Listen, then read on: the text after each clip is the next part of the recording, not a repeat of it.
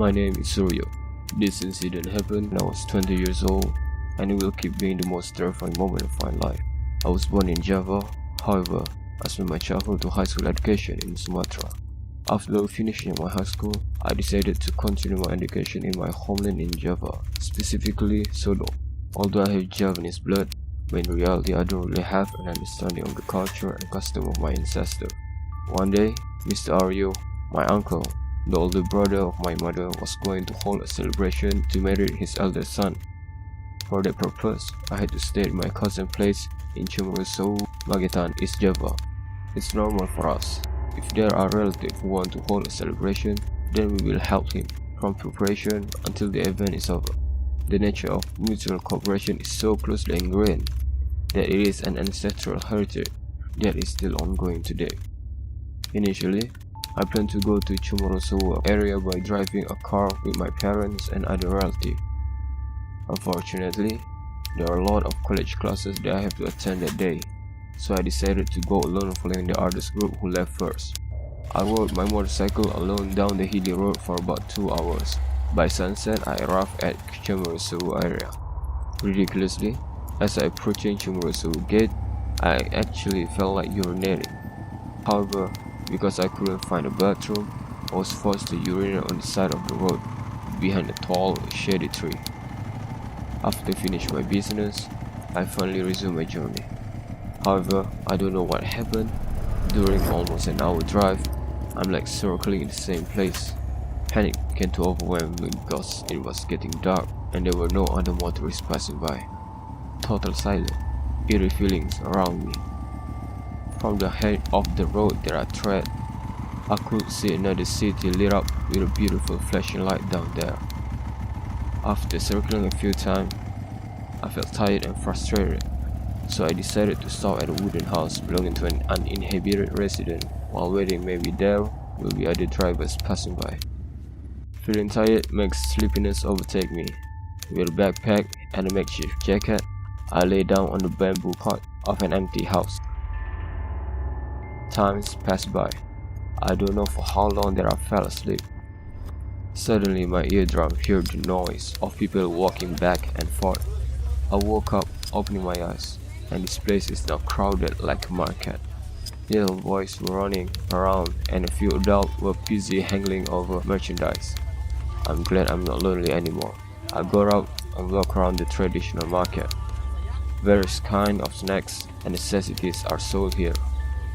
My sense sniffed the delicious aroma of a dish. I walked on looking for the source of the smell that made my stomach suddenly hungry.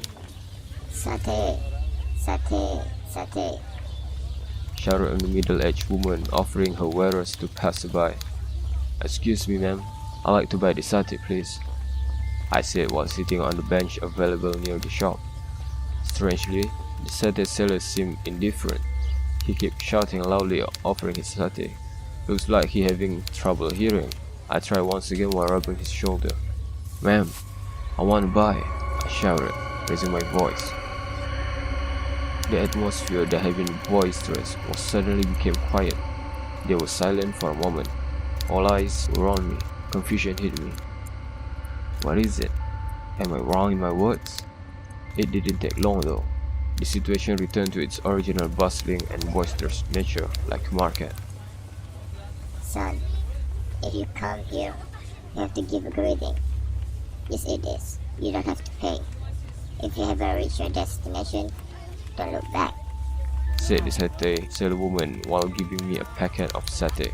Surprisingly, the woman also refused the bill that I gave as a dowry for the satay that I received. Feeling that I got what I wanted, I left the place and started to eat the satay.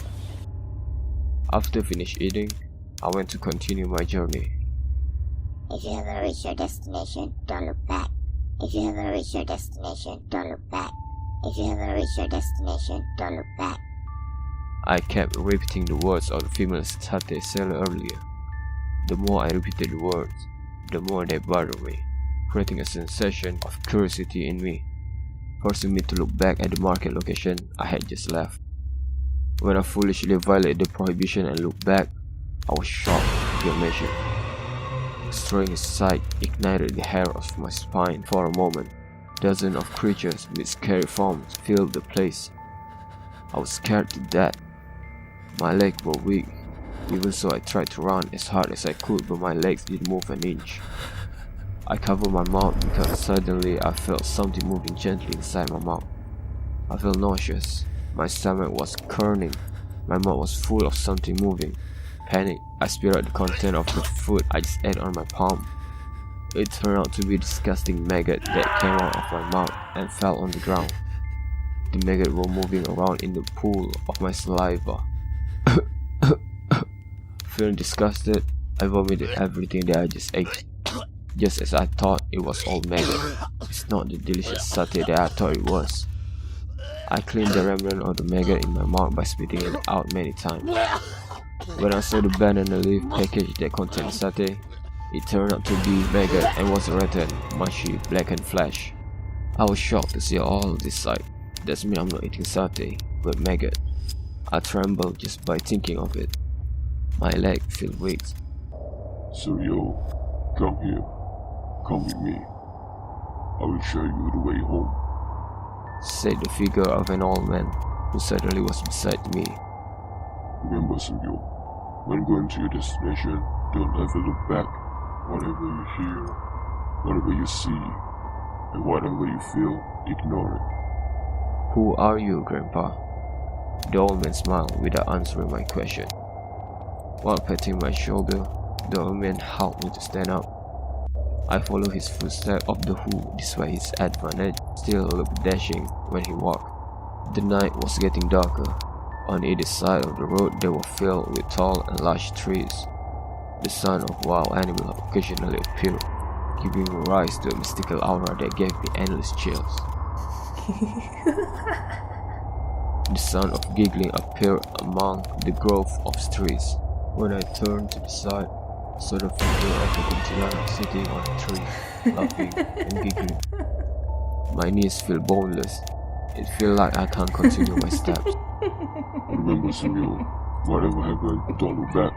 Keep going. Ignore everything. Yes, Grandpa. Suddenly I felt something tapping my shoulder. The hand that was patting me was cold. I see. For a long time the hand gripped my shoulder. Although I'm scared to death, I persist not to turn around obeying the old man's message.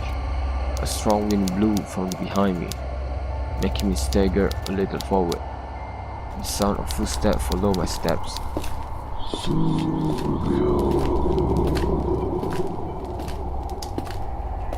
Someone called my name accompanied by a snort of irregular breath. I spontaneously looked back. I was surprised, and when I turned I saw a man walking without a hat, where his left hand seemed to be carrying something. In the midst of my fear I observed the object that the man was carrying. When I looked carefully, it turned out to be a human head. At a glance, when I met the eyes of the human head, his eyes were red, and suddenly a sinister smile appeared as he looked at me. I shouted with all my might. When I looked to the side for the old man who led me, he was nowhere to be seen. Suryo, Suryo, Suryo. This man's voice called out to me repeatedly. The roar of a strong wind accompanied by the flash of sinister figures swirled around me. I fell to the ground. My vision became dark and silent. I passed out. When I woke up, I was already in hospital bed accompanied by my parents. They said that I've been passed out for 2 days and been missing for 3 days, and was found in a 30-feet ravine together with my motorcycle by the police. But strangely, there's not even a single scar on my body, and also not even a single scratch on my bike. I didn't able to answer the multiple questions asked by the police. They were left confused about the situation. I can only stay silent and keep the traumatizing experience to myself.